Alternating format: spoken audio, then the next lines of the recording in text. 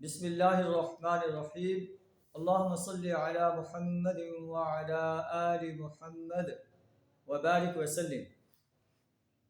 عن ابی ہریرہ رضی اللہ عنہ عن رسول اللہ صلی اللہ علیہ وسلم قال غفر لامرأة مومسة مرت بکلب علی رأس رکیج یلہس. رواہ البخاری. حضرت ابو ہریرہ رضی اللہ تعالیٰ عنہ روایت کرتا ہے کہ نبی صلی اللہ علیہ وسلم نے فرمایا ایک زانیہ عورت صرف اس لیے بخش دی گئی کہ اس کا گزر ایک کتے پر ہوا جو ایک کنویں کے کنارے بیٹھا پیاس کی وجہ سے زبان نکالے ہانپ رہا تھا. فنزعت خفها، اس عورت نے اپنا موزہ اتارا. فاوثقته بخمارها، اور اس موزے کو اپنے دوپٹے سے باندھا. فنزعت له من الماء، اور اس سے پانی نکالا اور پانی اس کتے کو پلا دیا.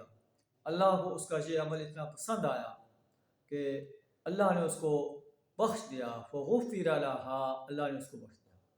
معلوم ہے کہ اللہ تبارک و تعالیٰ جسے بخشنا چاہے تو چھوٹے سے عمل پر بھی بخش دیتا ہے.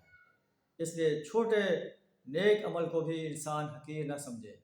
کتے کو پانی پلانا، بلی کو پانی پلانا، چھوٹے چھوٹے جانوروں کو پانی پلانا، راستے سے کانٹے کو ہٹا دینا. اللہ بخشنے کے لیے انسان کو بخشنے کے لیے بہانے ڈھونڈتا ہے.